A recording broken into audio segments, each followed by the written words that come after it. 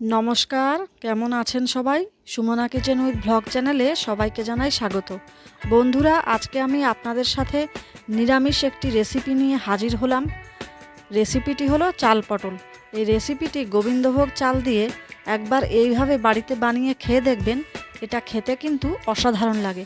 এই রেসিপিটির জন্য আমি পটল নিয়েছিলাম 200 গ্রাম, আর দুটো বড় সাইজের আলু ডুমো ডুমো করে কেটে নিয়েছি।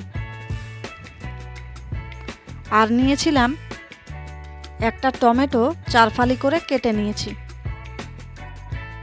আর নিয়েছিলাম 5টা কাঁচা পাকা লঙ্কা, 1 টুকরো আদা আর 2টো এলাচ একসাথে বেটে নিয়েছি।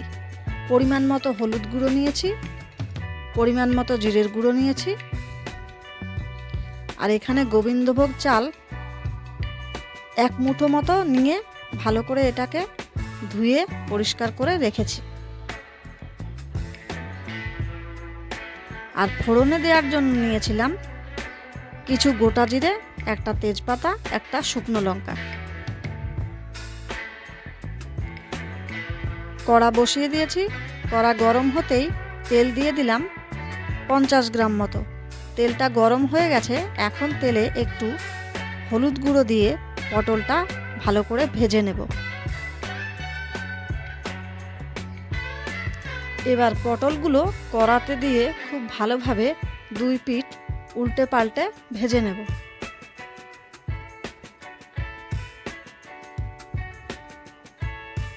এই পটলগুলোকে খুব ভালোভাবে ভেজে নিতে হবে, তাই খুব ভালোভাবে পটলগুলোকে 2 পিঠ ভেজে নিচ্ছি।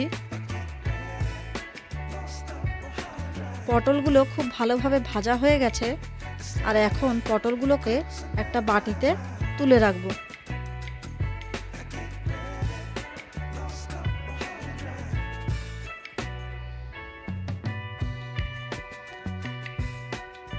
এখন ওই তেলে অল্প সামান্য গোটা জিরে, একটা শুকনো লঙ্কা আর তেজপাতা ফোড়নে দিয়ে দিলাম।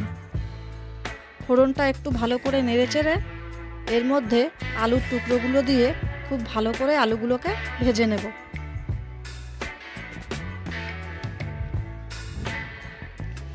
আলুগুলোকে খুব ভালোভাবে নেড়েচেড়ে ভেজে নিচ্ছি। আর এখন টমেটোর টুকরোগুলো দিয়ে দিলাম। আলু আর টমেটোকে খুব ভালো করে ভেজে নিচ্ছি। আলুটা ভালো করে ভাজা হয়ে গেছে। এখন দিয়ে দিলাম পরিমাণ মতো নুন। নুন দেওয়ার পরে আর একটু নেড়েচেড়ে এখন এর মধ্যে দিয়ে দিলাম হলুদ গুঁড়ো আর দিয়ে দিচ্ছি বাটা মশলাটা। দিয়ে আলুটাকে খুব ভালোভাবে নেড়েচেড়ে কষে নিচ্ছি। আর এখন এতে দিয়ে দিচ্ছি 1/2 চামচ মতো জিরের গুঁড়ো। জিরের গুঁড়োটা দেওয়ার পরে আলুটাকে খুব ভালোভাবে কষে নিচ্ছি। আলুটা খুব ভালোভাবে কষা হয়ে গেছে। আর এখন এতে অল্প মশলা ধোয়া জলটা দিয়ে আর একটু নেড়েচেড়ে কষে নেব।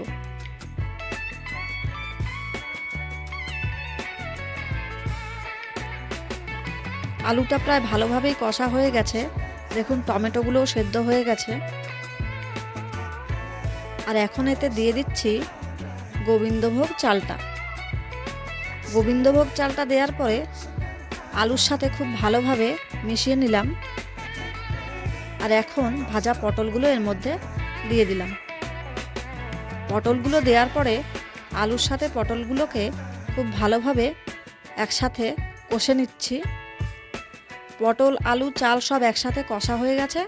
আর এখন পরিমাণ মতো এতে গরম জল দিয়ে ঝোলটাকে 10 মিনিট মতো ফুটতে দেব।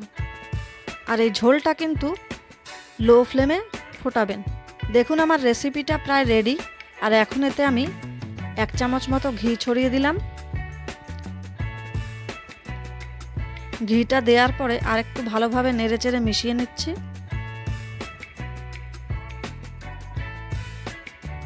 আর এখন এতে অল্প সামান্য চিনি দিয়ে আবার এটাকে ভালোভাবে মিশিয়ে নিচ্ছি। তাহলে আজকের এই রেসিপিটা আমার রেডি। আর এই রেসিপিটা কেমন লাগলো কমেন্টের মাধ্যমে জানাতে একদম ভুলবেন না।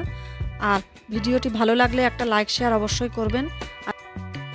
আর এখনও যারা যারা নতুন আমার চ্যানেলে, তারা আমার চ্যানেলটিকে সাবস্ক্রাইব করে আমার পাশে থাকবেন। ধন্যবাদ।